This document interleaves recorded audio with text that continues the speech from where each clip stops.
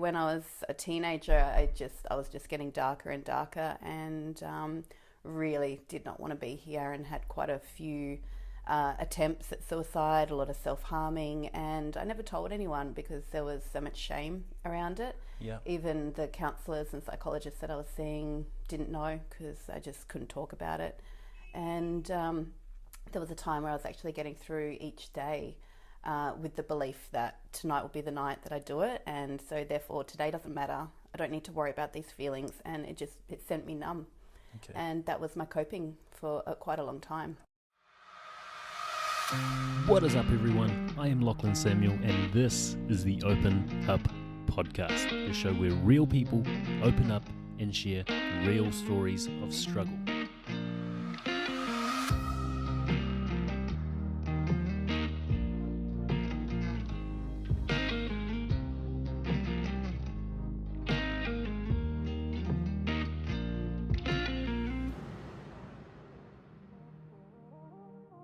What is up, everyone? I am Lachlan Samuel, and this is the Open Up Podcast, episode number 25, with my friend Shani-Faye. Thanks for taking the time to do this. Thank you. Shani's a little bit nervous, but she's had plenty of speaking experience lately, so we're ready to jump right in. Most of the episodes start with childhood, but like so many of the guests we've had so far, your struggle started about, I think you said 8 years old? A bit earlier than that, actually. I was quite a mentally and emotionally unwell child, and I was having severe suicidal thoughts and stuff from a very young age. I just didn't want to be here, and just had very dark thoughts and not a good emotional state. Yeah, and what was most of that that turmoil, that internal struggle from? At the time I didn't know. It's more been later on in life that I've been able to go back and investigate and understand. But I wasn't actually too sure. I was too young to really understand it. Like I used to sit there in bed trying to swallow my tongue because I thought that's how old people died, and that's how it actually. Yeah, that's dark. Yeah. I can laugh about it now. It's a little bit weird, but I was one of those weird children. So and I ended up having a conversation with my mum about it, and that's how I ended up seeing psychologists at a young age, and we didn't really get very far. They kind of put me down as having a very, very high IQ and no social skills, and gave me jigsaw puzzles to do and stuff like that. Anyway, fast forward, I was bullied a lot and stuff like that. So, fast forward to when I was a teenager, I was just getting darker and darker, and really did not want to be here, and had quite a few attempts at suicide, a lot of self-harming, and I never told anyone because there was so much shame around it. Yeah. Even the counsellors and psychologists that I was seeing didn't know because I just couldn't talk about it. And there was a time where I was actually getting through each day with the belief that tonight will be the night that I do it, and so therefore today doesn't matter. I don't need to worry about these feelings, and it sent me numb. Okay. And that was my coping for quite a long time. Wow. And what were you being bullied for? Oh, everything. Just, what kids do, Anyway, I'm just going to jump straight into how we fixed that rather than staying on that dark space. It's pretty important that you talk about like what you had to go through and how you got into that mental state. Okay. Because, there might be someone out there who has a kid who's going through something similar. Yeah. Okay, cool. Yeah, I was quite an alone child and bullied a lot. So, like, even in primary school, rather than playing with the other girls, I used to just sit behind the water tanks and watch them play because I didn't feel good enough to join in. And I was teased a lot. Either sometimes I was in the popular groups, and then they'd just use me to pick on. And I had kids because I was smart at school. I even had one girl say, "If you don't help me cheat on this test, you're not allowed to play with us." So I found it was easier just to stay by myself. So I would just kind of go sit somewhere and read, or just kind of hang out by myself. So there was a lot of a real aloneness, and I lived on a farm, and I was the youngest of 4 children. So even my brothers and sister, even though we love each other now, they were pretty mean to me as well. Yeah. So Yeah, and my mum was super busy looking after 4 kids and a hairdresser, and my dad was a farmer. So, yeah, it was just really, really alone and just feeling not worthy, not good enough. I wasn't shown a lot of love and didn't feel very connected to pretty much anyone. So That's a hard thing for any kid to take. yeah, it is. Yeah. Okay. Yeah. Well, so you had that throughout your childhood up until you were a teenager, having those suicidal thoughts? Yeah, Or and your coping attempts. mechanism? Yeah. And attempts? Yep, Okay. yep. OD'd a couple of times on my mother's medicine cabinet, and Wow. one time in hospital, and one time that I actually never even told my dad what I did, but he came home and I was very, very, very sick, and took me to the doctors, and the doctor, he was shining the light in my pupil. I was in year 7, so I would have been 12. Wow. And obviously my pupils weren't changing from the light, and he's just said to my dad, "Oh, look, she's probably been given something, and just take her home and put her to bed." And I was sick for a few days. I took a lot of stuff, so I really didn't want to be here. Yeah. So it was never for attention, because nobody ever knew. But yeah. So did anyone ever find out about your attempts? It was more a hindsight thing. I think when I was handing in some work to a teacher, and because I always had long sleeves to cover all the scars and stuff like that, and my sleeve lifted up a little bit, and the teacher grabbed my hand and pulled up my sleeve and sent me up to the counsellor. So I think that's when some letters got sent home, because I know that my parents did find out about it. Yeah. My mum was very, very, very concerned. And so was my dad, but my dad was very busy, and my stepmum, I think she was in and out at that stage as well. So, Okay. And how did they deal with that from there? I can imagine that's not the easiest thing for a parent to deal with. There was a lot going on. I was then, when my parents got divorced, my dad remarried, so I was now the youngest of 8. Yeah. So I think a lot of it got overseen when I was in Perth living up there, because there was just so much going on, and my dad, being beautiful hard worker that he is, was running his own business and working like 15-hour days and stuff, so he wasn't around to know. Okay. Yeah, but I ended up moving back down with my mum when I was 14, and that's when everything changed. So cool. Go for it. Okay, yeah, cool. So my mum took me to a kinesiologist, and we had no idea what that was. She had read something about it in a magazine, and it was a 3-hour drive up to Perth to go see this kinesiologist. Wow. And that's commitment. yeah, well, it was a pretty awkward drive. I'd been caught smoking at school and suspended that day. So Nice. Good way to start. yeah, well, she already knew I smoked. So, but yeah, the suspension kind of made the car trip pretty awkward. Anyway, so kinesiology back then, like this is 20 years ago now, and it was first discovered by chiropractors in the 60s that we could muscle monitor to work on a subconscious level. And so from there, the kinesiology was formed to find out, and we can work on so many different levels, but we'll talk more about that later. But back then it was pretty simple stuff that they did. And anyway, she worked on like a negative positive ratio, and I was 89% negative on my entire outlook on life at the start of that first session. And then she got me down to 42 at the end of the session and said, "When do you need to come back again?" And my body said 2 weeks. And I thought, oh, here you go. You're going to get me in every 2 weeks? Well, that's better than like a couple of times a week like I was doing in Perth with the school psych. So sweet. Anyway, I went back in 2 weeks, and I was still at 42, and she got me down to 0. And she said, "When do you need to come back again?" And my body said, "I don't." Okay. Not for a very long time. And I just went through the most massive transformation. I went from being so dark. I had like long black hair, I had an undercut, I had earrings all up my ears, I had black clothes, black makeup, full goth, not popular, like quite picked on, bullied, self-hating, self-loathing, to being like blonde, bubbly, colourful, vibrant, popular, happy, empowered. It just completely changed my life in those 2 sessions. And I remember walking out of that second session, because I was so stuck in the victim mode, I was so stuck in the self-loathing, self-deprecating, self-punishing, you know, that I was always focusing on the negatives. And I remember walking out and trying to think those old thoughts, and like because I knew how to get myself upset. That's what the pity party victim mentality is. You know, you're like, I'm going to listen to this sad song and I'm going to think of this shit memory, and and I sat there trying to do it, and I thought, oh, what about this? Oh no, that's fine now. Okay, what about this? Oh shit, that doesn't upset me either. What about that? Oh fuck, you know, that's not upsetting me either. So now I sat there doing that for a while, and the only thing that I could get upset about is because at that stage growing up, I wanted to be a psychologist, because a lot of people would come to me with their problems right from a young age. Yeah.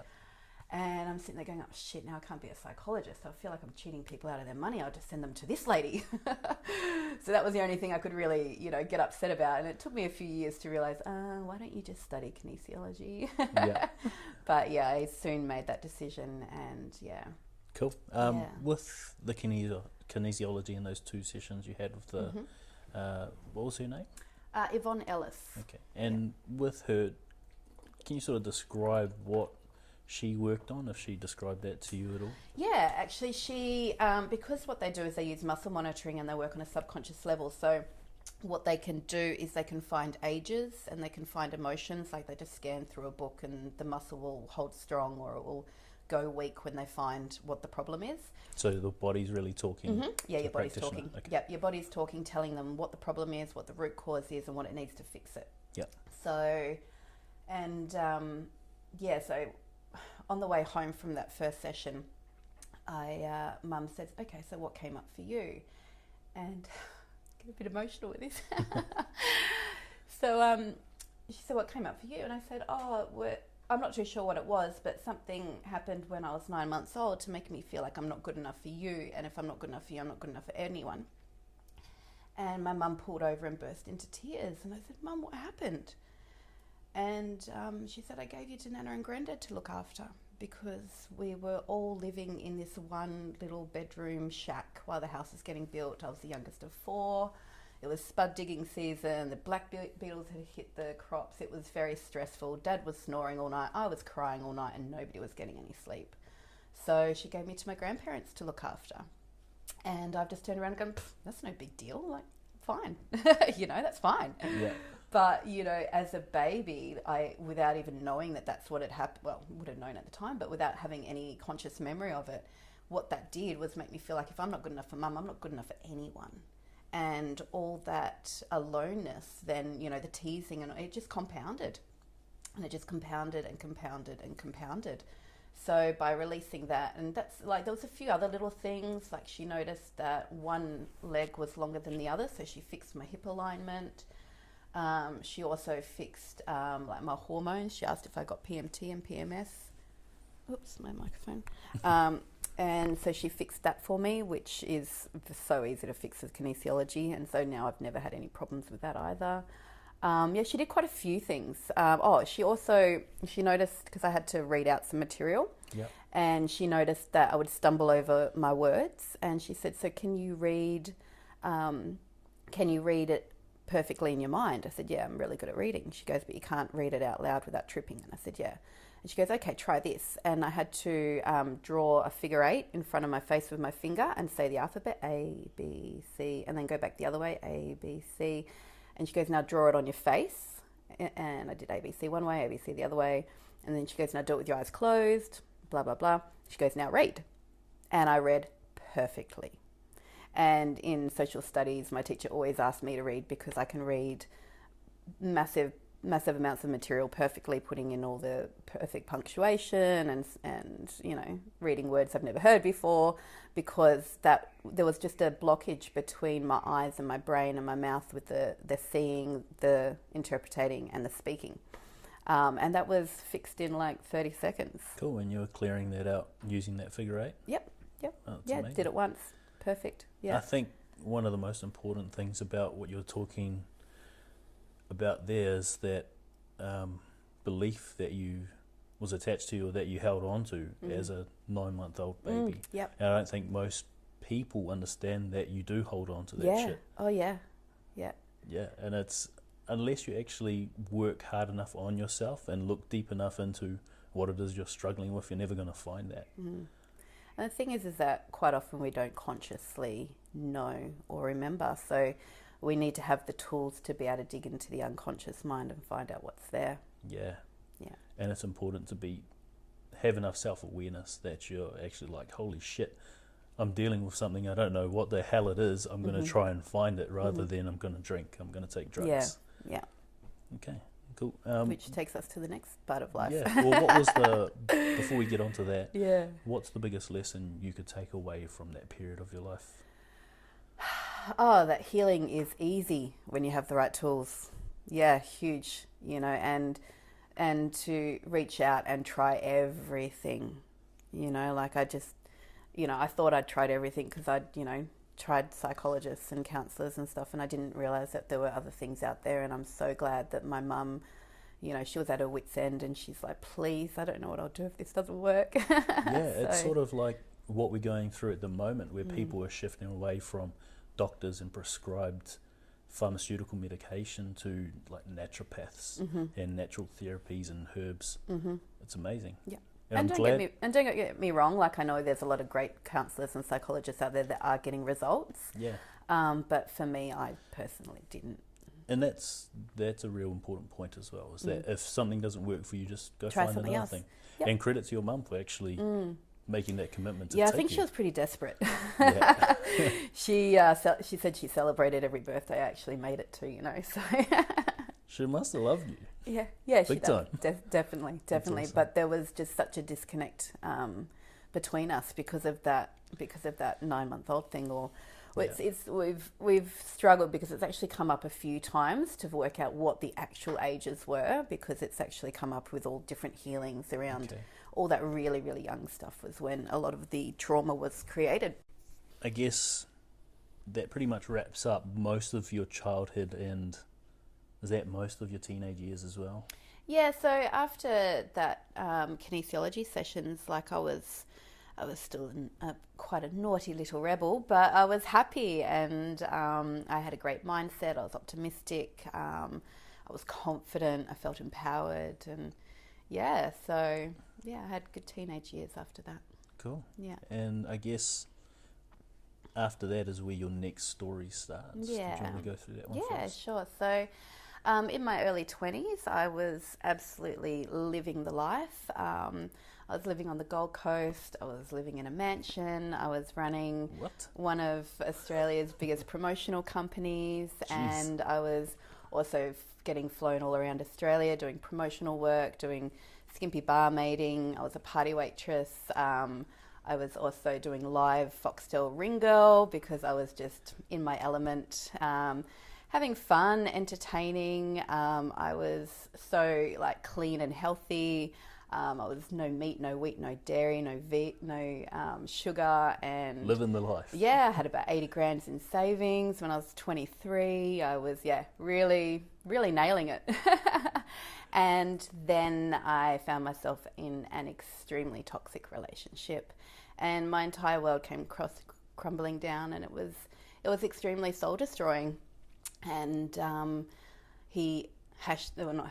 quote, borrowed like over 40 grand off me, and really was my downfall. And then I found myself struggling again with depression and drug addictions, alcoholism, body dysmorphia, eating disorders, and And were those all spawned from the relationship as a part of?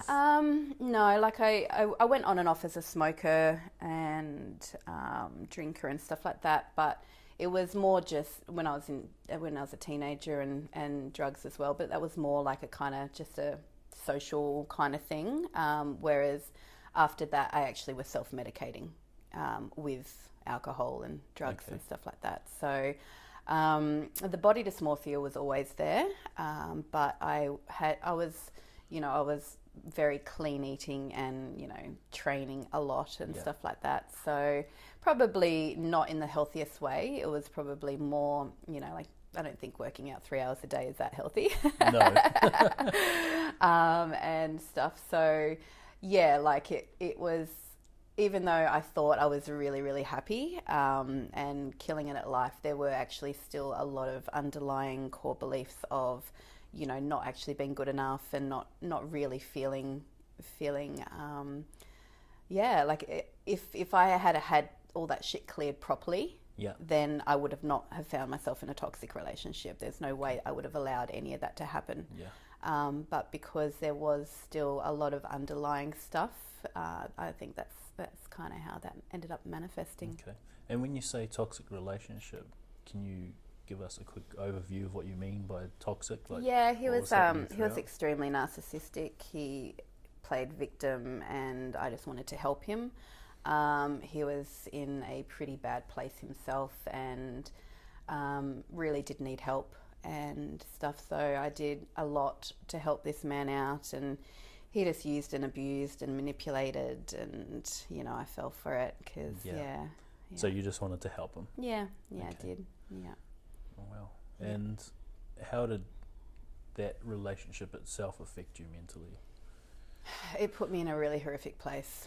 It put me back into the not wanting to be here, but, you know, when I looked around at my life, I said, I've got too much to live for, that I didn't actually go back into the suicidal place at that stage. But there was a stage where I just had been so sick of not being happy for so long that I was like, something's got to change. And I actually rang up and I made a doctor's appointment to go get put on antidepressants, and I felt so much shame around it that I thought I wouldn't be able to tell anyone this, because I saw firsthand the effects that those medications can do. Growing up, my stepmother unfortunately had horrific addictions to antidepressants and sleeping pills, and pretty much all the things the doctors told her would help her, that didn't. That made her a lot worse. So I've always known how much damage those things can do, especially if not prescribed properly. You know, it should always be a last case thing, in my opinion. It seems to be at the moment, people are prescribed something that the doctors think is going to work, not something that they know is going to work, and it's like a trial and error until they find one that actually What helps. test have they done to know that this is going to work for you personally? Yeah, exactly. Anyway, so I was feeling all this shame around doing it and thinking, I can't tell anyone about this appointment. And that's when I decided I needed to tell someone. So I went and knocked on my friend's door that I was living with, and I just said, Joey, I need to talk to you. I'm about to go get put on antidepressants. And she's like, why? And I said, because I'm really depressed and I can't keep living like this. And she's like, well, how do you feel about that? I said, I don't think I should be doing it, and that's why I'm telling you. And she's like, well, if it was someone else, what would you recommend? And I said, well, I'd recommend them go see a healer. And she's like, well, come on, Chance, what do you think you should do? And I went, oh, okay.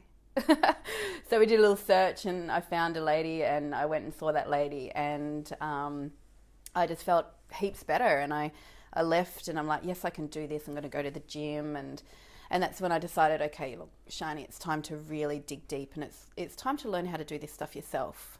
So that's when I got back into my studies again. I think this is 2005, and delved deep into learning pranic healing, pranic psychotherapy. I did lots of workshops and retreats, and really started that process of learning how to heal myself from the bottom up. And putting it all back together and stuff like that. So this is all like a follow-on effect from having that kinesiology when you were a teenager. Yeah, well, I realised how quickly and easily that fixed everything. Yeah. But it was more of a superficial level back then.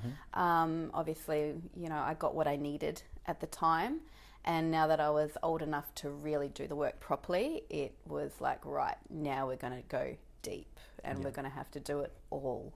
And so I spent years really digging deep and healing myself. I did a 3-year full-time advanced diploma of kinesiology, and that was just with the O'Neill Kinesiology College.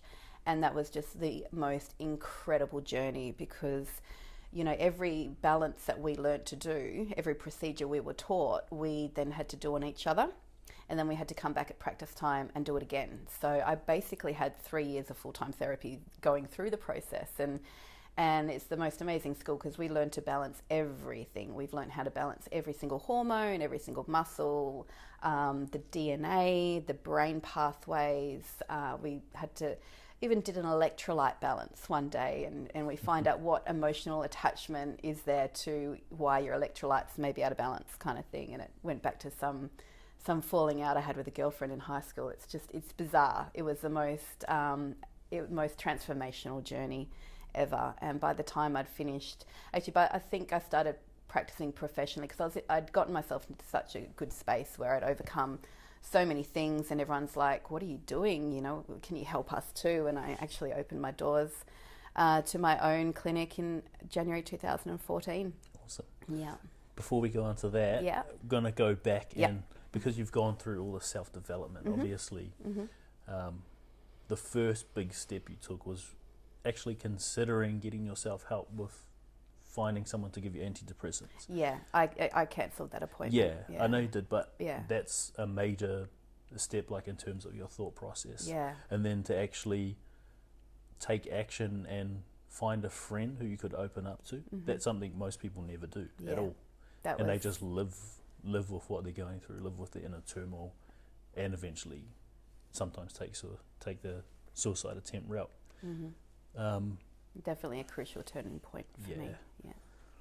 And the fact that she was so accepting. Yeah. Was it someone that you trusted? Yeah, it was a lady that I lived with who owned the agency that I worked for, and I was so lucky to have her in my life. She definitely molded me into the woman that I am today. Cool. Yeah. Gonna just touch on some of the stuff you brought up, like some of the struggles you had throughout that story, and then if you remember what you used throughout that self-development period to help you sort of break those down, we'll go over that and like the recovery for each struggle that you went through. So the first one, I guess, was body dysmorphia and being a ring girl. Were you a skimpy yourself? Yep, skimpy. Being a skimpy as well. Waitress. Oh wow. Okay. And so being someone like that who has to be bubbly and energetic and outgoing. Yeah. And then having body dysmorphia. Yeah. Someone who's like obviously seen as desirable. Yeah. Having body dysmorphia. How did you break that down? It was two completely different people. Like when I was at work, even through my biggest struggles and my most depressive times and stuff, I loved being at work because I was able to be the fullest expression of myself. I left all my problems at home. I left all my insecurities at home because I knew that if I had any kind of self-doubt or insecurity, people would pick up on that. So when I worked, I just switched into, this really bright, bubbly, happy person, and I loved it. And it was, even though it wasn't how I was feeling when I was at home, I do believe it was still my true, authentic self, because even though it was kind of like a mask, it felt very natural. Yeah. So it actually saved me through a lot of my dark times. There were some times where I just could not get out of bed, but then I'd have to go to work, and so I would, and there's been times where I was going through such heartbreak that I was just crying nonstop, but I knew that I had to stop crying with enough time to do my makeup and go to work, and I would just have so much fun, and I was just giving so much happiness and joy and good energy out, and I was getting it all back. Exactly. So I was just completely vibing whenever I was at work. I think there was only one time I've ever had to walk out of work and say, I can't do this right now. Wow. And I was in the industry for 14 years. Yep. And I went through a lot of great times in those 14 years personally, and I went through some pretty horrific times too. And the work really did save me. It taught me so much. It gave me the ability to pay for all my therapy and pay for all my courses and, travel and learn and it's... Yeah, and I think that's a big point you brought up there, was like going to work, giving that energy out, and then people reciprocating that energy that you put out into the world. And that's, I think when people talk about fake it till you make it in terms of mental health, it really is just...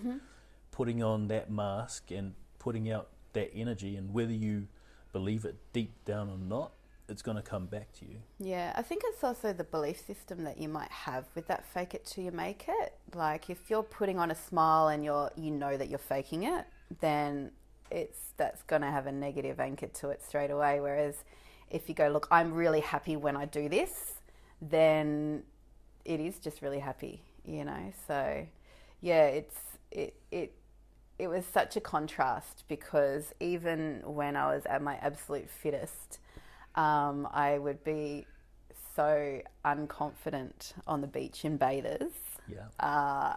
And even when, because my body's gone up and down over the years, and even when I was kind of a bit more curvy and probably not as confident looking in how I was physically looking, and I was at work, I was still completely confident, you know. So it's just such a contrast that to have such confidence at work, but then behind closed doors or on the beach, that complete body dysmorphia and stuff.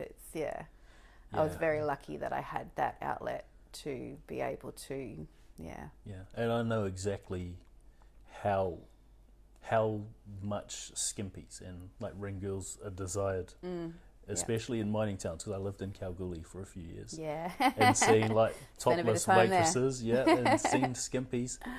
Guys are doing everything they can to get your attention. Yeah. So I mean, it's got to be hard going from people clamoring after you to going home and then not liking how you look and not being confident. Yeah. So how did you break down that internal struggle for yourself? How did you come to accept? How did I overcome it? Yeah. Yeah, it's, you know, I actually learnt to love myself at my biggest. And it was more since I left the industry that I've, you know, kind of, it's hard to say, but I just don't, you know, I don't put that pressure on myself anymore. You know, like if I'm going to go to the gym, it's, you know, to love my body and to move my body and get the energy moving and stuff like that. Whereas before it used to be more a punishment. It's like, shit, you have to look a certain way, you have to do this and stuff. So I don't know, it's just kind of fallen away over the years, you know, lots of different little things that I've done. It's because I've done so much work, you know, each little piece of the puzzle takes off another layer. But, you know, even though, you know, like I was tiny back then, and now I've got the more, you know, womanly goddess kind of figure, I am so comfortable in my skin now, you know, and I wasn't back then. So what would you say to someone, especially a woman right now, who's going through something like this? It is 100% your mindset. It is 100% psychological. It is not what you're eating. It's not what you're doing at the gym. It's all in your mind, and you've just got to make the choice to start loving yourself and to stop degrading yourself and stop putting yourself down for every little flaw, and do the work and find the tools that are going to start pulling all that stuff away for you. Because it's, you know, like I look back on photos of myself when I was tiny and just be like, oh my God, how could I not appreciate that? You know, and like the struggle was real. Yeah. But it's definitely, it does, it just completely takes over your life, and you just can't, like, I wouldn't go to the beach.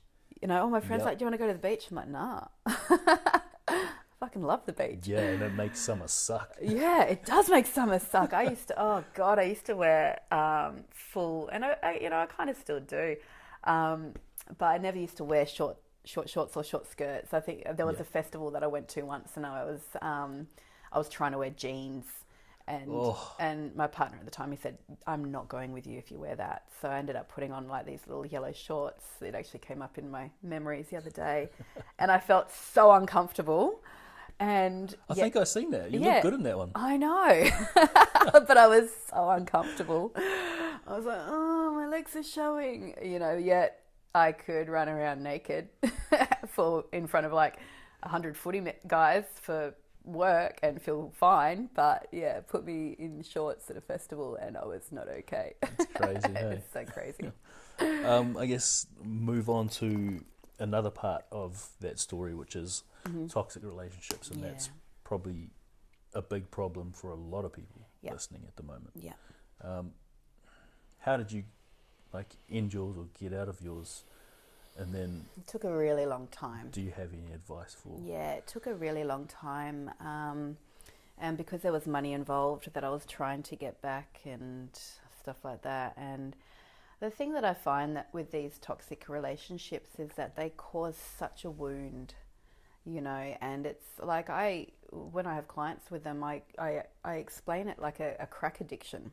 Yeah. You know, like it makes you go so high when you're getting what you need, and then it makes you go so low when it doesn't. And then it goes so high when he does, you know, say that thing that you're waiting to hear, and then it goes so low when he starts playing those games again. Whereas real love's not like that.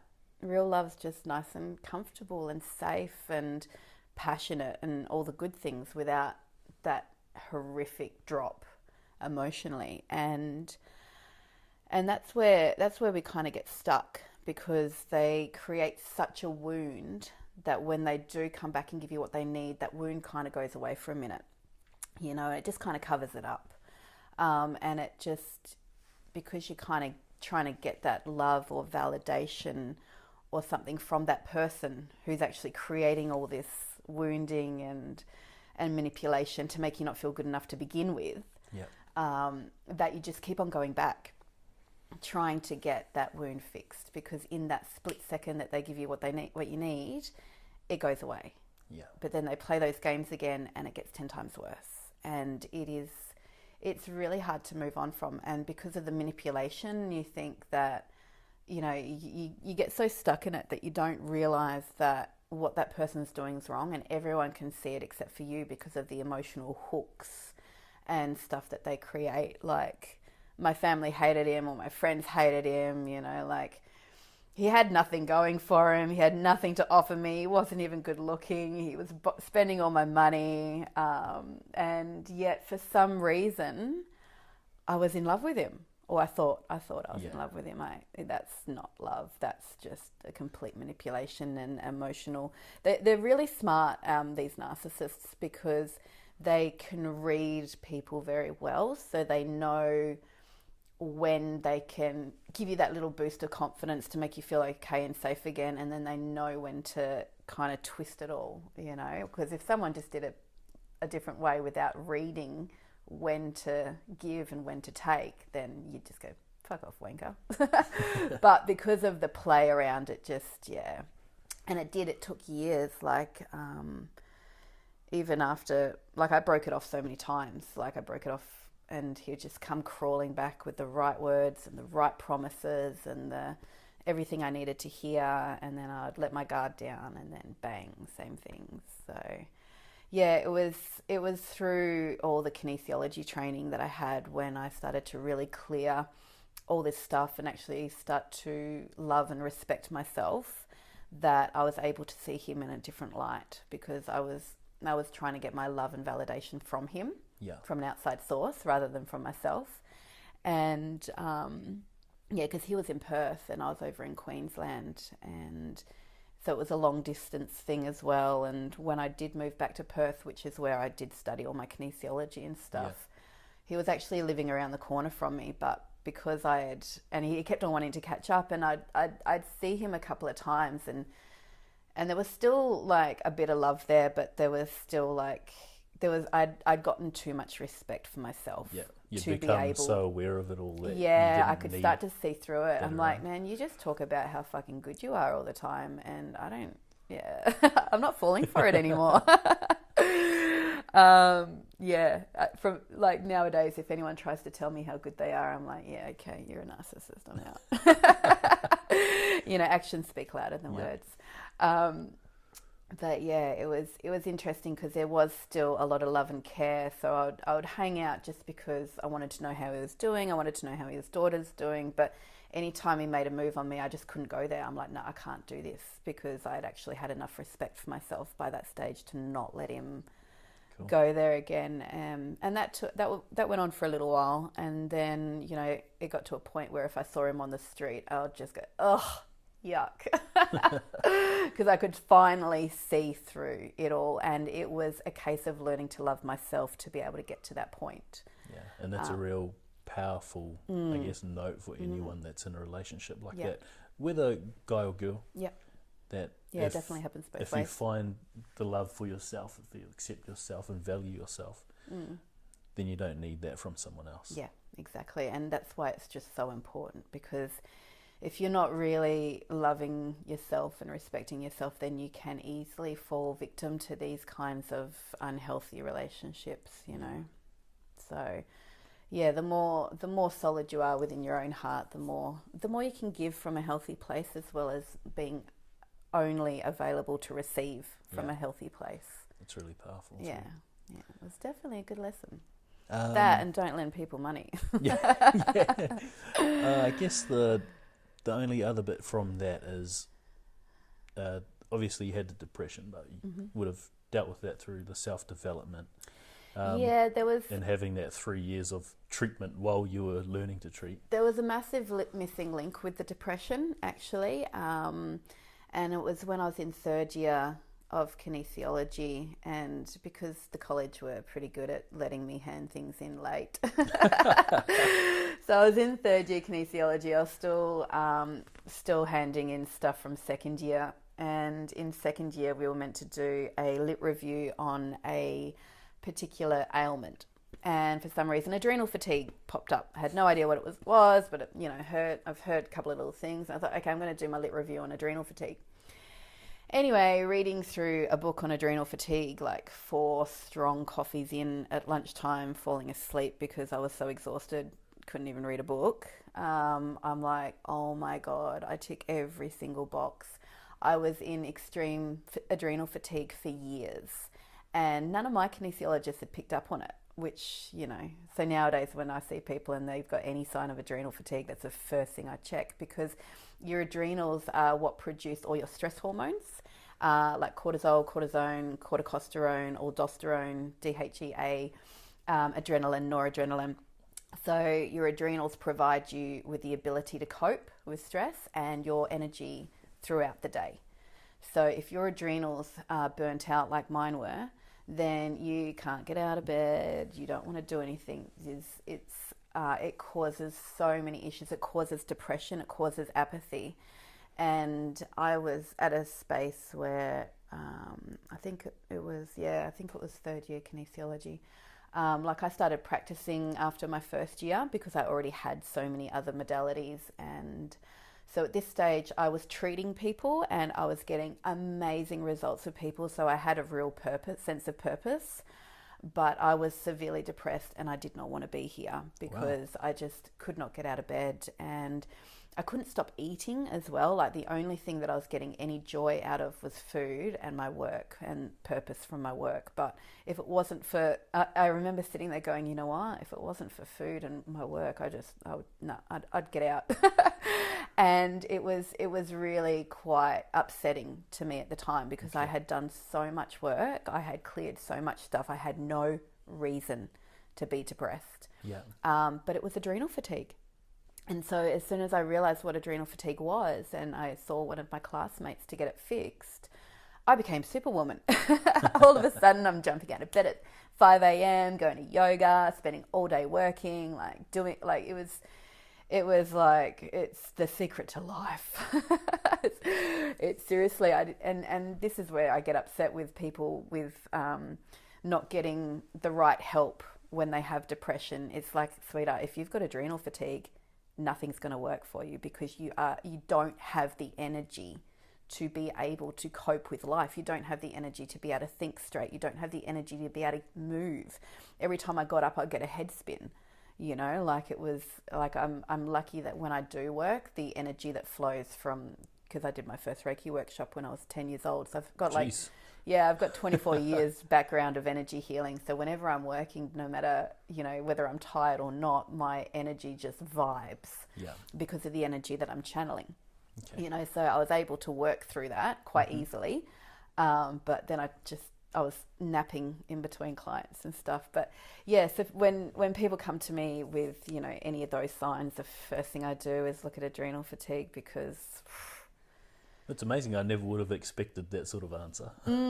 Yeah, it was another massive turning point in my life, was discovering that. And because I go at life so hard and I work so hard and, I don't, don't always have adequate rest times. Yeah. I do have a tendency to burn my adrenals out here and there. So how do you regulate that for yourself? I just get a session on them and they're back up to speed again. Okay. They're actually really easy to fix with kinesiology. Mine personally took 7 hours of sessions. Yeah. My classmate who did it, she did 1 hour sessions. Mm-hmm. Whereas I have a tendency, because it's such a big procedure, I have a tendency to do 2 hour sessions for it, so that way we get it done quicker. And mine were extreme, but usually when people come to me with adrenal fatigue, anywhere between 2 and 6 hours is usually what they need to be able to, in separate broken up sessions, is what they need to overcome it. Can you give us like a quick breakdown of what you mean when you work on the adrenals with kinesiology? Okay. What it is you're doing? A quick one, okay. So basically we're using muscle monitoring to ask the body exactly what the stress is, what created the stress and what it needs to fix it. Yep. We've got quite a few different, very detailed procedures of how to fix the anatomy and the physiology and the interaction of the hormones and stuff. So the main procedure that I use, which was developed from the O'Neill Kinesiology College, a lot of their stuff is original work or it's been developed from lots of other places. So I know that other kinesiologists who have studied other places don't have this procedure. But basically we will balance the sartorius muscle first, which is a muscle that correlates to the adrenals. And then we'll balance the Chinese meridian, which is a triple heater that looks after the meridian, looks after the adrenal glands.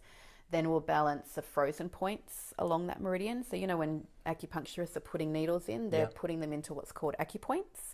Sometimes those acupoints can become frozen, so the energy won't flow. And that meridian is what governs each meridian will govern certain organs or glands. So once we clear the frozen points, then I put in the formats for the adrenals, and then I'll balance that. And then I'll put in the hormones, and then I'll balance them. And then I'll put in the anterior pituitary gland, which produces a hormone called the adrenocorticotropic hormone. I'm probably pronouncing that wrong because I make up my own pronunciations of the words. Because this hormone then... I'm not going to question that. Oh, well, we've got an open audience here. Someone else might. Full disclaimer, I make up my own pronunciations of the word. So then I'll balance the adrenocorticotropic hormone, which tells the adrenals what to do, and then I'll balance the hypothalamus and the corticotrophin releasing hormone, which also tells the adrenals what to do. And to balance it, what I do is I find out what is the core problem or emotional or spiritual element that's thrown it out to begin with. Yeah. And then ask the body, what do you need to balance it? So we find out what the problem was, and then we find out what the correction will be. And the correction is either some sound healing, some energy healing, some kind of emotional stress diffusion, acupressure points, lymphatic points. Like there's lots of, it's kinesiology, it's so in depth to try to explain. But basically it's Western medicine's understanding of how the body works, the anatomy, the physiology, how it all correlates with each other. But the way that we correct things is with Eastern philosophies of natural healing. And is that entirely on an energetic level? Sometimes, mostly yes. Not always. Sometimes, because we work with the chakra, the aura, the nadis, the kundalini, the lymphatic points, neurovascular points, acupoints, so much stuff. So sometimes, it's just different every time. You did well. Yeah, so you've got to have so to be a really good kinesiologist, you've got to be quite open to investigation. Yeah. You've got to ask the right questions, because I'm just asking the body, is it this, is it this, is it this? Oh, yep, the muscle just changed on that one, so I'm going to go investigate into that. So it's like a big flow chart. You go to yes, you go that way, you go to no, you go that way, and you just keep going until the body says, yep, you've got it all now. Kind of thing. You did so well. Oh, high fives. I think that's most of that story, and I guess you gave us some good points on body dysmorphia, what you went through there, and how you come out of that, and then how you work through that toxic relationship, and then some advice for anyone who's currently going through that themselves. and then using this kinesiology, or what you did with kinesiology, to actually affect your adrenal glands and work on that adrenal fatigue that you realized later on was causing you this depression and, you know, not allowing you to get out of bed. Yeah, it was my depression. Yeah. That's amazing. Yeah. And that's an answer I never would have expected. Yeah. Like, and the thing with depression and stuff is that there can be so many different components to what is causing your depression. You know, it could just be your mindset. It could actually be nutritional. They say a lot of depression is actually nutritional, and it's inflammation of the brain. Yeah. So it's such a huge thing that there's not one specific answer. Yep. And there's not always one specific thing, you know. Like if I also had my nutrition out, it would have been a couple of layers. If I also had my mindset out, it would have been a couple of layers. But I had everything else sorted. It was, for me personally, it was only my adrenals that were causing it at that stage. Yeah. Well, I guess moving on, you've gone through all this self-development. You've done the 3 years at O'Neill's Kinesiology. And I think you said you opened up your own clinic. Yep. And you start booking out out to a point where now you're turning away people who desperately need your help. Oh, it wasn't that I was turning away. Like, I've never advertised. I still don't have business cards because I've never needed word them. of mouth now. It's all been word of mouth, because when you get results, people tell everybody. Yeah. So, and I'm one of those raving fans, because you reached out to me when I was having my self-loathing problems with being self-conscious and how I looked, and still, like, I think that was a month, maybe 2 months ago that I came and saw you. Yeah. And I still have this belief when I look in the mirror that, like, oh shit, you're fat. It's like, oh no, you're all right. Yeah. Like, I've never had that in my life. I've only ever looked at myself and thought, you're a fat shit. And you're a hottie. Cheers. But like one session with you. Yeah. And if someone would have told me what I was coming to do beforehand, I probably would have been like, no, fuck that. What do you mean she's going to do that? Like, no way. But I'm a raving fan now. And for anyone who is considering trying anything to do with what you're talking about, like, please feel free to actually reach out and contact Shani. I'm here. Yeah, sorry, I fucking went off way on a tangent. But Go for it. What was the question? We're talking about that's right. Turning, I wasn't turning people away, but after my second year in business, I went through a few month period where I had a 2 or 3 week wait period. And, you know, to me at first I'm like, yeah, success. And then I was like, I can't do it like this. I cannot be saying no to people that are desperate. And I kind of really put it out there to the universe. I'm like, this has got to slow down. I cannot handle saying no to people that I know are desperate. And I was working 7 days a week. I was working 12-hour days. And it's a lot of stress. I love it. It's fine. Like, for me, and this is a common misconception, is that people go, oh, isn't it draining? Or, you know, I don't want you to take on all my shit. I'm like, sweetheart, I'm an alchemist. I'm transmuting that shit. Like, it does not affect me. I vibe so highly when I'm working with people. And a lot of my clients will see, sometimes it is a bit of a roller coaster energetically as we're working. Like, when we get into a real heavy space, I can go, oh, you know, and we're both like, wow, we could nearly fall asleep right now. It's like quite heavy. But then as it lifts and it transmutes, we're both like, and blah, blah, blah, blah, blah, blah, blah again, you know? So, when everyone leaves, they're on a high, I'm on a high. So that's so cool. Yeah. And I think that's the difference between you and people like me, is that you know how to fill your cup up. Yeah. Whereas I don't. It's like I work to the point of burnout, and it's like, God damn it. Yeah, I do still burn myself out, don't get me wrong, but I've got the tools to get myself, and I can see it happening now. Like, it starts off with, I can't be bothered getting out of bed, and then the cravings, because when you've got adrenal fatigue, because your body, like, the food that you eat gets turned into energy, right? Yeah. But it's the adrenals that send that energy around the body. So it sends the energy to the brain so you can think, it sends the energy to the muscles so that you can move, it sends the energy to all the organs so that they can do what they need to do. But when they're not doing their job properly, the energy is not getting sent, so the body goes, I need more food. So as soon as someone comes in and I look at their form and it says food addiction, fatigue, I'm like, sweetheart. And like quite a few people come to me for like food addiction or weight problems, but if they've got adrenal fatigue, we have to address that first, because the physiological effect is you can eat a full meal and then be insatiably starving hungry. And it's so frustrating, but it's your adrenals. Yeah. It's your body going, you need to eat. I need energy. So yeah, that's a very interesting. I love this. Yeah. So that's usually my second stage of going, oh shit, I might need to do my adrenals again. But then third stage, I'll stand up, I'll get a head spin, and I'll be like, okay, because that's the aldosterone that it also produces. It regulates blood pressure and stuff. So yeah, it's such a huge thing. And the majority of us actually are in some stage of adrenal dysfunction because of the way that life is nowadays. You know, we're all stressing. We're all go, go, go. Yep. Yeah, I could speak for hours on the subject.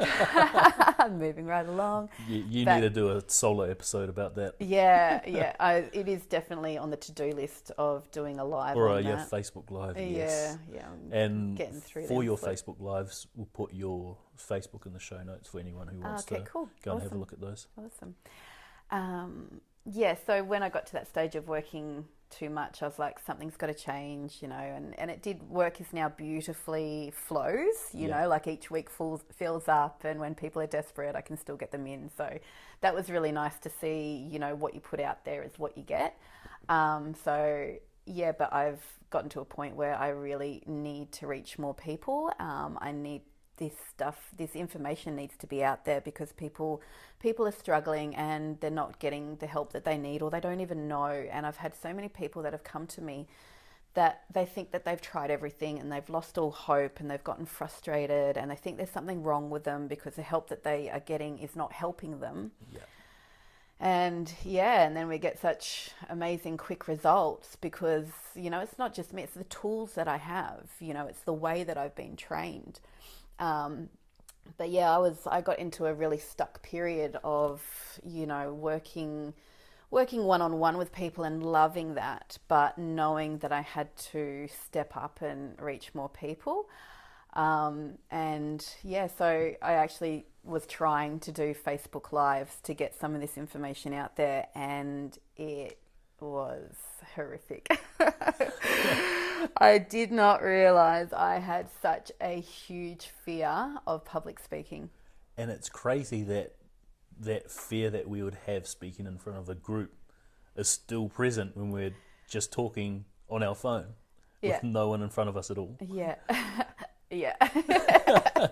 It is definitely been, of all the things that I've overcome, like all the addictions, the eating disorders, I've also overcome like quite a few counts of sexual abuse, toxic relationships, like everything, and done it. So, you know, sometimes it's taken a bit longer, but, you know, I've actually done it quite easily in comparison to having to overcome this fear of public speaking. Crazy. It's so crazy, I know. And is that a fear you had since you were young?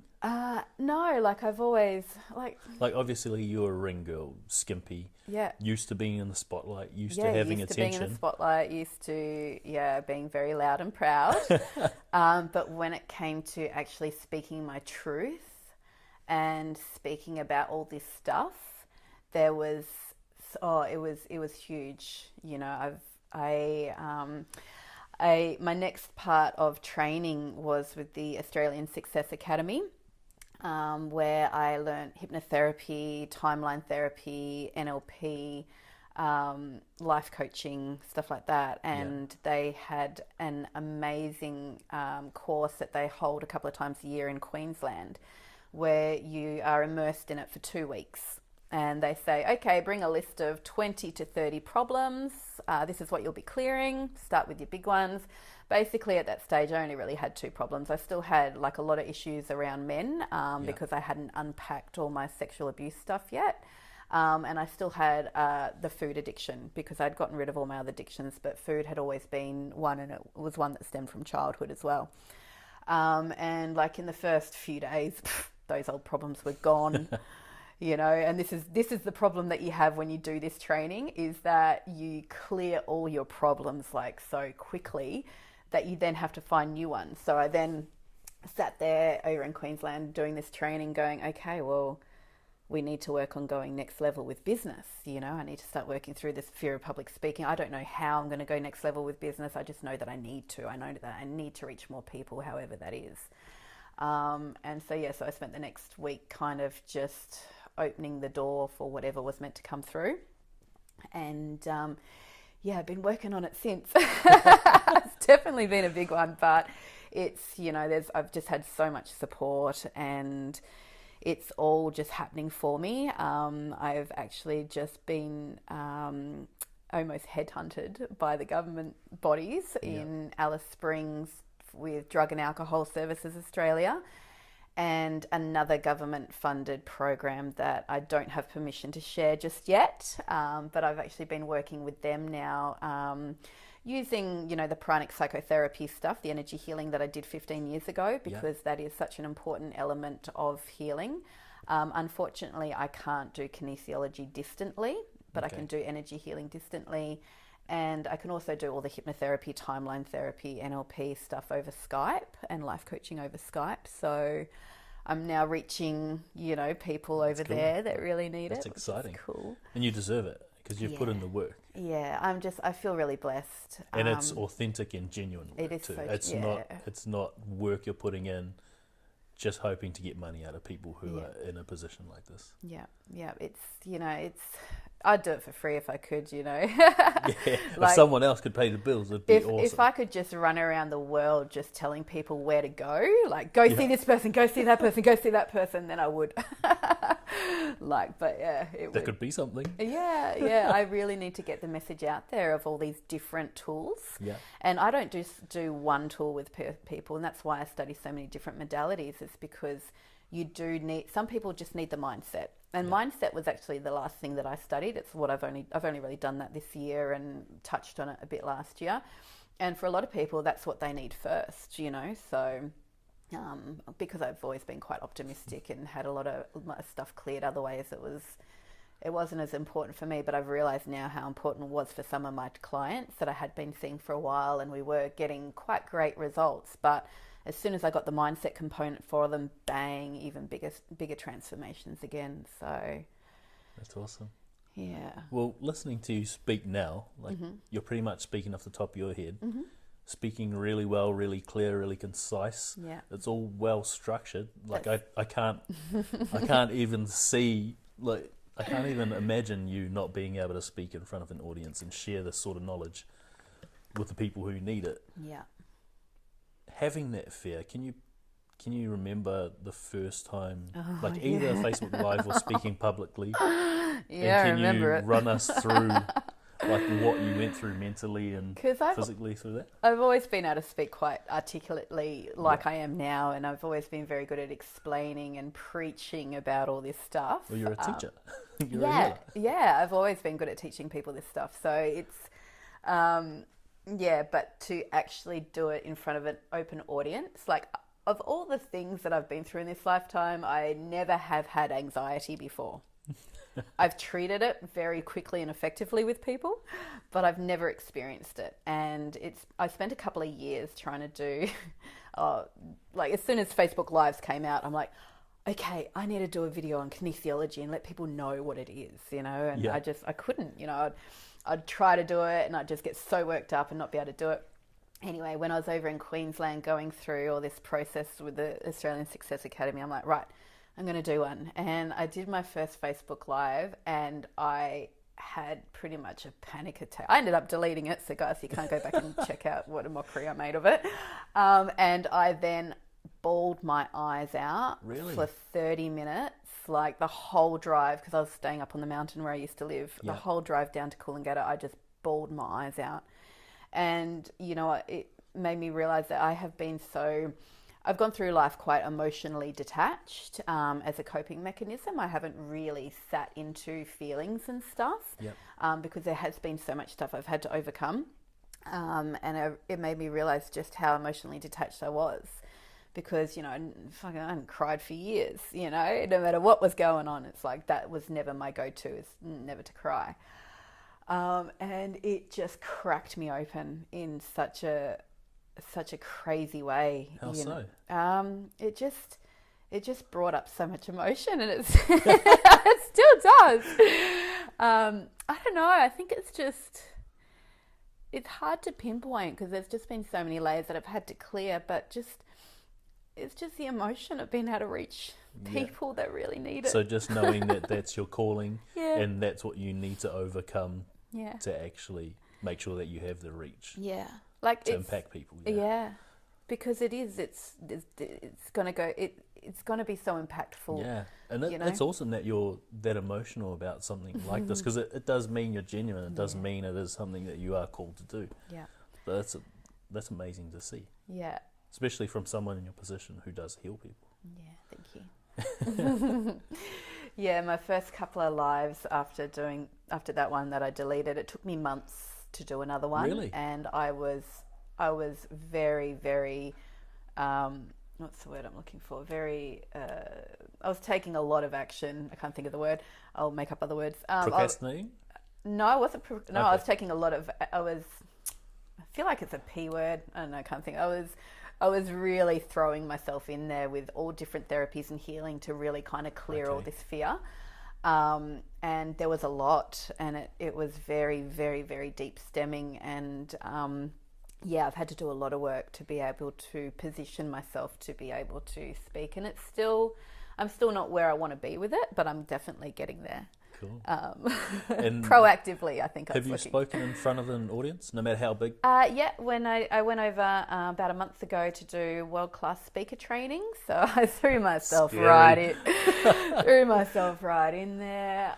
For someone who cried after a Facebook Live, I feel like you're teasing me now. no, I did. I cried. Like, considering you I cried after bawled one, my eyes out. you throw yourself into something like that. That's brave. Yeah, it's because I know that I need to. You know, I have an obligation. The mission is bigger than the fear. Yeah, and that's what people were saying to me. They're like, if your message is bigger than your fear, you won't have fear. And I'm like, this is a fucking huge message, mate. They're like, that's why the fear is so big. And I'm like, oh, okay, right. Yeah, so it's definitely been an interesting journey. If you don't mind, can you give us a few of the things that you feel helped you the most throughout that? Yes. So definitely the work that I've done with the Australian Success Academy. They are amazing. What did you do with them? So I did my hypnotherapy training, timeline, NLP. Some of the stuff that I did with you was from them. And they held their hypnotherapy course again. They do it a couple of times a year. They come to Perth, and I was coaching. And when they do talk about the next level of training, the Australian Success Mastery, it's called, where you get all those certifications for timeline and blah, blah, blah. They said, would you be okay with getting on stage and sharing your experience and how much it changed you? And I said, 100%, I would love to do that, because people need to know just how much they're going to get out of this kind of training. And it's for people just to work through their own stuff, as well as if you want a qualification out of it, so it's for everybody. Everyone should do this training. Anyway, it was a case of knowing that I had this fear, but knowing that I'm going to work through it, and I've got the tools. And anyway, I think it was the second day of training, the class got given a task to do. And as they did it, I'm walking around, people asking me questions, and a couple of people kept on asking me the same question. And so I reframed the answer differently to the way that the teacher had. And they're like, oh, that makes sense. And I'm like, oh, that makes sense. And then question and answer time, that same question got asked again. And one of the ladies said, look, Shani explained it really well. Can you get her to explain it to the class? It was a class of about 100 people, Yeah. And I'm like, yep. Pass me the microphone. Started to explain it. Everyone turned around and looked at me. I'm like, oh, shit, better stand up so they can see me. Stood up and then went, ugh, and the anxiety hit. And I was like, got the words out and handed the microphone back, and then sat down and just felt sick, felt like I was going to throw up. I had to leave the room and have a cry. I was a shaking mess for ages, and I've come back and I'm like, and like, because up on the coaching table we're not allowed to talk, so we pass notes to each other. Yeah. And so one of the coaches, Brent, next to me, he's going, so what are you feeling? And I'm like, shaky, sick, I want to throw up. I think, I don't know, is there grief? And he's written back and he's written anxiety, question mark. And I'm like, oh, is this what anxiety feels like? So that's how I discovered what anxiety was. And even when I spoke to Shane, the presenter and owner of Australian Success Academy, he's like, I thought you articulated yourself really well. Like, you know, what's the problem? I'm like, look, it's just a problem, okay? Anyway, the next day, Raylene Robson, one of my favourite people and coaches, she took me through a process. I think it's the same process that I took you through. Okay. It's a process, it's a timeline style, NLP style process that the beautiful Emma Romano developed herself, another one of the coaches through Australian Success Academy, where we kind of talk you into a little meditation and we go and pull out that file of, for me it was public speaking, and there's a process in which we're able to delete that file and get the lessons out of it and turn it into a positive. Do you remember that one? Yeah. Yep, it's good, isn't it? Yeah.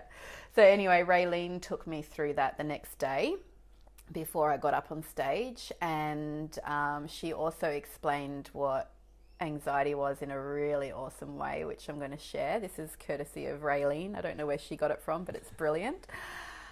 So after we did that process, and I was actually really excited to get on stage after that. It's like, I've been on stage before, I'm going to own this, you know. Anyway, she's talking about the anxiety, and she's like, okay, so what are the physical feelings? I think she framed it like this. She goes, have you been skydiving before? And I'm like, yeah, I have been skydiving before. And she's like, okay, so how did you feel? And I'm like, shaky, nervous, sick in the stomach. And she's like, so that's adrenaline, right? I'm like, yeah. And she's like, were you excited? I'm like, yeah. And I'm like, yeah, okay. She's like, so how are you feeling about getting on stage? I'm like, you know, shaky, nervous, like feeling sick in my stomach. She's like, so you got adrenaline because you're about to do something exciting. And I'm like, oh yeah. So the feeling of anxiety is just the physical feelings of adrenaline. But then what story are we giving it? Yeah. You know, are we going to give it this negative story of this means something must be bad, or are we going to give it the story of this is exciting and I can't wait to do it? It's like, it's just like I'm about to go on a roller coaster, I'm about to go skydiving, you know? So for some people that has been, and I use that with a few people now, and for some people it's been really effective, you know? And now when I get that feeling, I'm like, it's just adrenaline because I'm excited, but yeah, that's so cool. Yeah, it was good to go through that, you know, because I get such good results with people because I can relate to so many of the issues, and I've been down that path, and I'm like, this is the way out. Yeah. So now I can really relate to my clients with anxiety, even though I had the tools to get them out of it before. Now I really get it. Yeah. Now you understand what they're going through. Yeah, I do. That's awesome. And just the fact that you can create such a problem space that is just not really warranted. Like, I know that I've got all the information, I've got all the skills, I've got everything I need to be. You can articulate it. Yeah, you know what? And every astrology thing I've looked at, every numerology thing I've looked at, it all says that my life path is to be a public speaker. Yet it's been my biggest issue and problem and challenge. So how dare you deny yourself that? I know, right? But yeah, it's still on shaky grounds. But I'm loving working through it. Cool. And you know, my first couple of lives, people have come back to me and said, you've got no idea what that did for me and what path it's now led me on, you know. That's so awesome. It's nice to know that you can have that impact. Hey? Yeah, it is. Like, obviously, you know, doing it one-on-one, but yeah, and it is just stepping up into like a much bigger responsibility, you know, like, so that's another thing where I put a lot of pressure on myself to be able to get things out properly. Like, I know we were having a discussion before this started about some of the information that needs to be out there, but I'm not willing to put it out there just yet because, you know, you've got to get people's minds to open up to different possibilities first, because the thing is that when you're stuck in a problem space, it's because you've deleted, distorted, and generalized all the information that's out there, and you've come down to this little point that's not working for you. So we need to open people's minds up to different possibilities. And so many people are so stuck and rigid that in their thought processes that you have to do it gently. You have to do it slowly.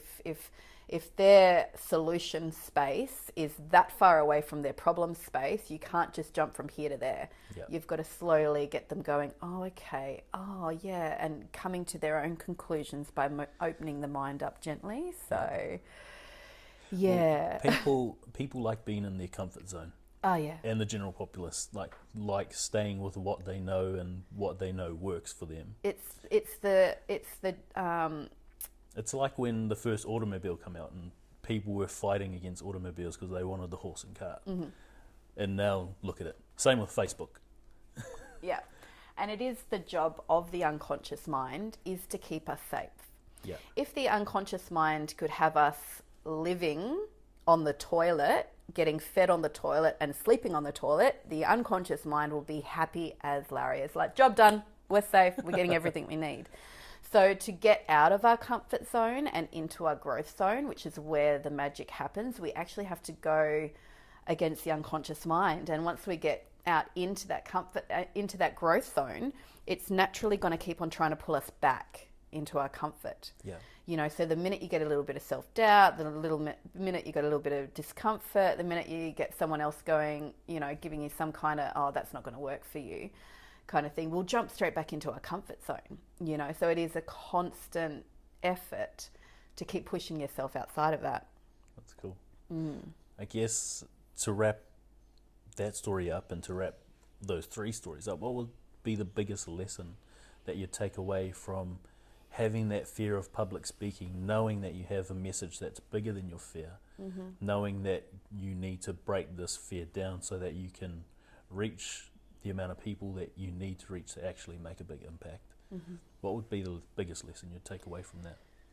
Just to keep on working through stuff, you know, and that there is so much magic that happens from working through your stuff. Like, this fear has actually served me so well. Like, as I was trying to work through it, I went down to the park and I just journaled, and I was trying to break through it. And the question I asked myself, I wrote, how is this fear serving me? And I went, oh my God, it served me so much, because it's led me to go see all these different, you know, and try all these different healers, therapists and stuff. And the amount of transformation and personal growth that I've had by pushing myself to work through it has been phenomenal. Yeah. You know, so there was so much magic in just doing all that work. And people have not, you know, some people have got massive misconceptions about what healing is. It's beautiful transformational work, you know, like, how good did you leave? Yep. How good, Yeah. how good were you feeling? Cloud 9. Yeah, exactly. You know, whereas people look at their shit and they go, I don't want to unpack this because it's going to be painful. Yeah. And that's not necessarily the case. Yeah, it's challenging, but you get lighter and lighter every time. So for me, knowing that I had to work through this, you know, and all my other stuff, I had no choice but to work through it because it was affecting my life and it was causing me grief, and I had to work through it because it was already there. Whereas this one, I had to make the choice to work through it, you know, like I could have stayed playing it small for a long time, just working one-on-one with people, or I could have chosen to step up and to, allow myself the space to reach more people and to get these messages out there. And it's not that I want everyone to come see me. I want everyone to go find what works for them. I want everyone to try all these different things. You know, I can't see everyone, you know, and I've got so many amazing therapists that I recommend. And, you know, like, I send my people to all different people as well, because, you know, we're all going to find different levels of stuff to clear for you.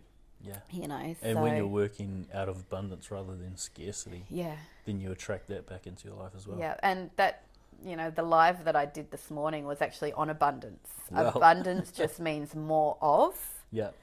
You know, and so many people I want abundance, and they just say that. It's like, well, if you're going to be abundant, you're just going to have more of what you've already got. So if you're asking for abundance in your finances and you've got a lot of debt, guess what you've just asked for? Yeah. You've just asked for more debt.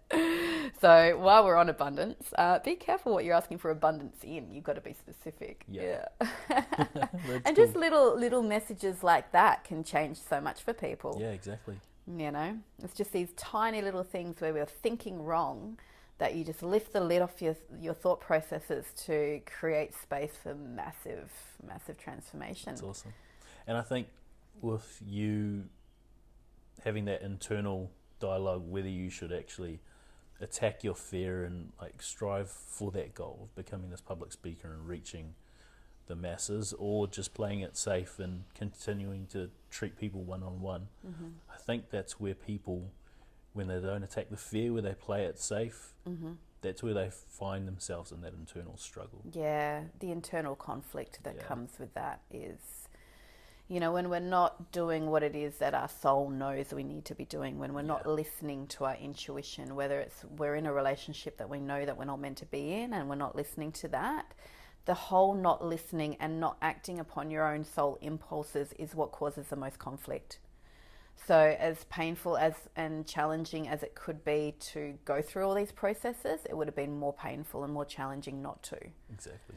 So because you'd still be wondering whether you should do it or not. I wouldn't know. It was never a wonder. It was more, you know, knowing. Yeah, it was, and yeah, there was a lot of disappointment in myself for not doing it. Like I had the opportunity to speak on radio. Oh wow. And about healing, and this is when I realized that this whole fear of speaking, like, because at first I thought it was just, you know, I've got a camera shy phobia thing, you know, I thought it was more, you know, scared of, you know, how I was seen, but it wasn't. It was scared of, you know, being heard and speaking my truth, you know. And I'm like, Shani, you can just use a fake name, like who cares? Like, but there was just such panic around it, you know, and there was just such disappointment in myself that I didn't get on and say what needed to be said. And that people that could have, you know, then heard that story and then gone on and tried something that, you know, something different, you know. So there was massive disappointment in myself over that. So well, congrats on actually attacking that. Yeah. Kind of got no choice. Like when you're working in the field that I'm working in, you have to practice what you preach. Because you have to be able to lead other people through it. So, you know, it's that obligation. You know, I wasn't just doing it for I wasn't doing it for myself. I was purely doing this for everyone else, and that's what made it a lot easier. But yeah, you have to be practicing what you preach. You know, you can't just leave any rock unturned when you're doing this kind of work, because all you'll do is attract people that have that same problem, and it will just compound yours. Yeah, exactly. And you won't be able to help them. And then, you know, Yeah, I'm super grateful that you're doing it. Yeah, thank you. A few quick questions and then we'll wrap up. Moving on to life now, what would you say the quality of your life is like at the moment? Amazing. I do have the most happiest life, and I have done for, you know, quite a while now, because I've created this. I've turned all that shit into gold, and that is what the foundation of my life is built on. So it is so strong, it is so stable, it is so secure. Nothing can come along and knock me off this ledge, because, you know, that's what happened years ago with that toxic relationship. Is I had built such a high life, but my foundations were shit. Whereas now, because I've gone in and I've dug out all the layers and stuff like that, you know, my foundations are sturdy. You know, and I can just keep on building it higher and higher and higher, because I'm doing it from a place of strength and empowerment and truth and authenticity. Because, you know, like I constantly choose to work through my shadow stuff. I constantly choose to work through the stuff that I don't like. Cool. Yeah. It's constantly getting better. Yeah. Life's just constantly getting better. It really is. Would you change anything that you've been through? Oh, no. Yeah, I would like to say I wouldn't have learnt that money, but, you know, I have no problems with money, so money comes and goes. It was a very important life lesson. And I'm sure it'll come in abundance. Oh, it does. An abundance of money, yes. Yeah, no, it's... I wouldn't change any of it. I really wouldn't, because there's been huge lessons in all of it. And I did actually hold on to, you know, the pain of lending that money away for a long time. And I went from being so abundant of money to actually creating poverty consciousness within myself. because I held on to he took my house deposit, I actually got into the effect, and I got into the blame, and I got disempowered in that. And even though I was earning more money than ever before, I suddenly was getting into debt, which I'd never had. Yeah. I went from having 80 grand in savings to having a $20,000 credit card owing. Jeez. Yeah, I actually left the industry that I was in owing money, because even though I was earning more than I'd ever earned before, because I moved back to Perth and the Perth rates were like 2 or 3 times higher, my belief systems around money was painful. Yeah. So I couldn't hold on to it, and I would just waste it and spend it. And yeah, it created such discord.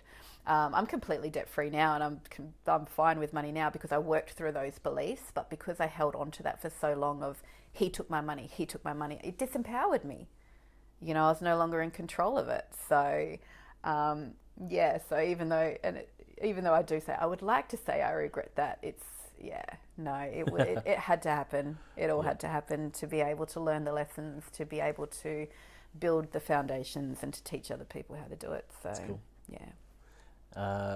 Have you added or removed anything from your life to improve the quality of it? Oh, God, where do we start? Apart from everything that we've talked about. So, bar the self-development. Oh, God. And removing a toxic partner.